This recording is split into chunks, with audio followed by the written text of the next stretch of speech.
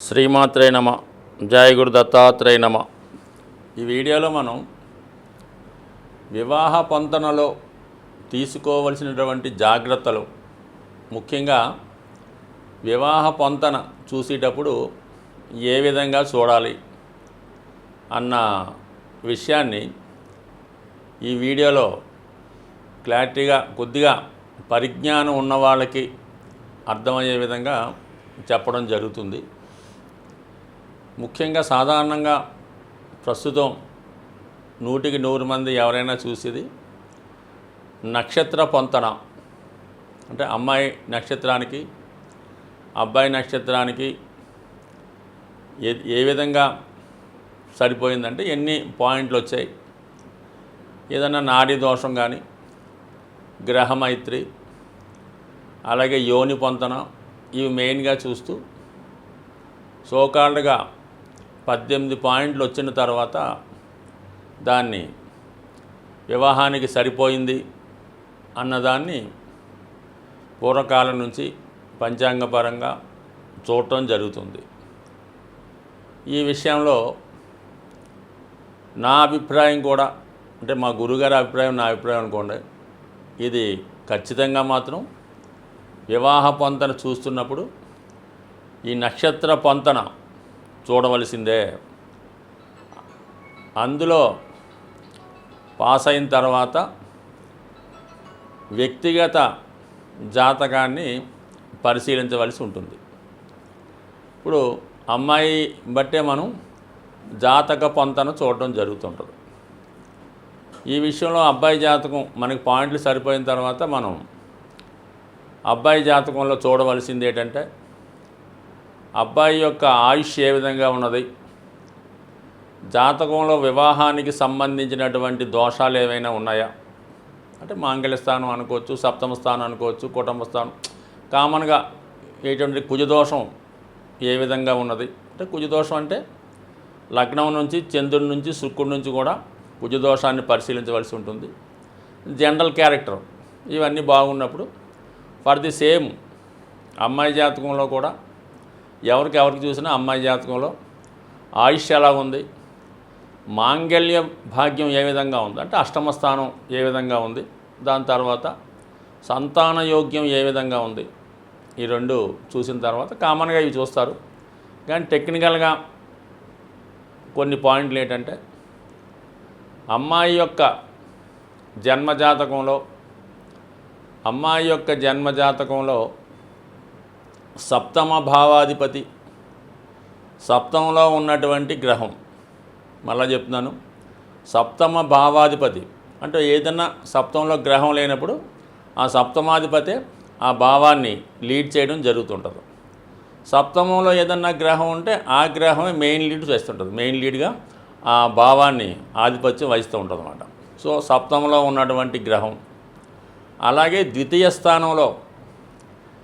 స్థానంలో ఉన్నటువంటి గ్రహం కానీ, ద్వితీయ స్థానాధిపతి కానీ తీసుకొని ఈ 4 గ్రహాలు వస్తాయి. అందులో కొన్ని సందర్భాల్లో అది మీకు సబ్జెక్ట్ ఉన్న వాళ్ళకి అర్థమవుతుంది, కొన్ని సందర్భాల్లో ఇద్దరే రావచ్చు, అంటే ఓను క్షేత్రంలో ఉంటే వస్తుంది.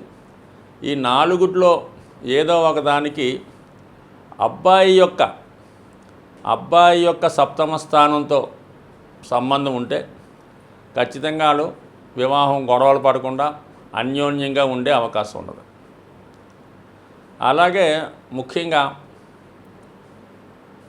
అమ్మాయి యొక్క 6వ స్థానాధిపతి, అంటే శత్రుస్థానాధిపతి, అమ్మాయి జాతకంలో 6వ స్థానమే మరి ఈ గొడవలకు కారణమవుతుంటుంది అన్నమాట. అత్తమామలతో పడకపోవడం కానీ, భర్త తరపు బంధువులతో పడకపోవడం కానీ ఉంటుంది.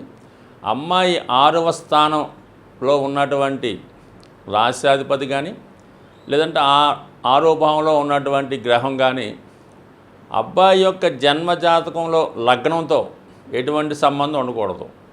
అంటే అమ్మాయి షష్టాధిపతి అబ్బాయి లగ్నం కాకూడదు, అమ్మాయి షష్టమ భావంలో ఉన్నటువంటి గ్రహం అబ్బాయి లగ్నంలో ఉండకూడదు. అంటే షష్టాష్టకాలు ఇక్కడ యాక్ట్ చేస్తుంటాయన్నమాట.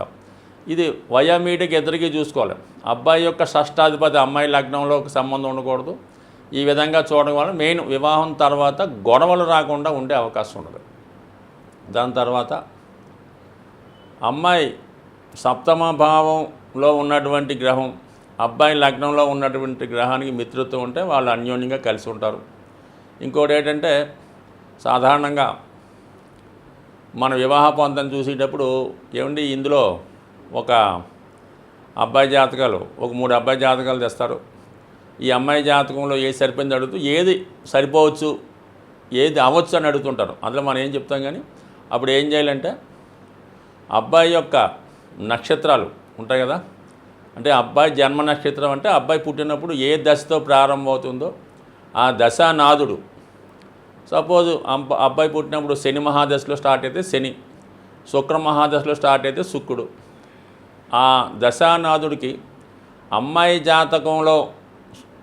జాతకంలో లగ్నంతో కానీ సప్తమంతో కానీ సంబంధం ఉన్నప్పుడు ఈ వివాహం జరగవచ్చు, ఈ అబ్బాయితో జరిగే అవకాశాలు ఉన్నాయి. కాబట్టి మీరు ఈ విధంగా ప్రయత్నం చేయొచ్చని ఒక సలహా ఇవ్వడానికి సరిపోవడం జరుగుతూ ఉంటుంది. అలాగే ముఖ్యంగా మరి ఇవి చిన్న చిన్న పొంతనలు చూసుకోండి, మనం తీసుకోవాల్సినటువంటి జస్ట్ ఎలాగ ఉంది సరిపోవడానికి, తర్వాత ఎటువంటి గొడవలు రాకుండా ఉన్నాయి ఈ జాగ్రత్తలు.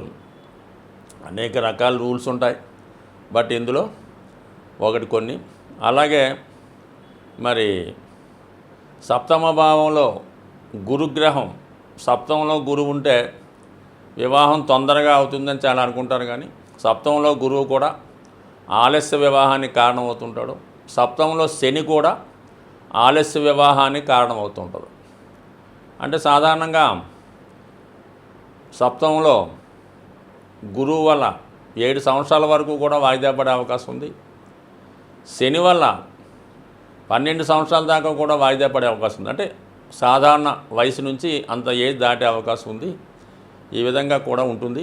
చాలా వరకు ఏంటంటే వివాహ విషయంలో ఈ పొంతనలు ఎంత బాగా చూసినా మరి భార్యాభర్తల మధ్య పరస్పర అవగాహన ఇంపార్టెంట్గా ఉంటుంది. కాబట్టి ఏదైనా ఈ జాతకంలో ఉన్నటువంటి భార్యాభర్తలు ఉన్నటువంటి మధ్యలో ఉన్నటువంటి ఇబ్బందులకి పరిష్కార మార్గం, ఏకైక పరిష్కార మార్గం మరి చక్కగా మంగళవారాలు, ప్రతి మంగళవారం కూడా ఉభయులు భార్యాభర్తలు ఇద్దరు కూడా సుబ్రహ్మణ్య స్వామి ఆరాధన ఆ విధంగా చేసుకుంటూ ఏదైనా దేవాలయంలో ప్రతిష్ఠించినటువంటి జంట నాగులకి విధి విధానంగా అభిషేకం చేయడం వల్ల జాతకంలో ఉన్నటువంటి వివాహ దోషాలు సాల్వ్ అయ్యే అవకాశం ఉంది. స్వస్తి.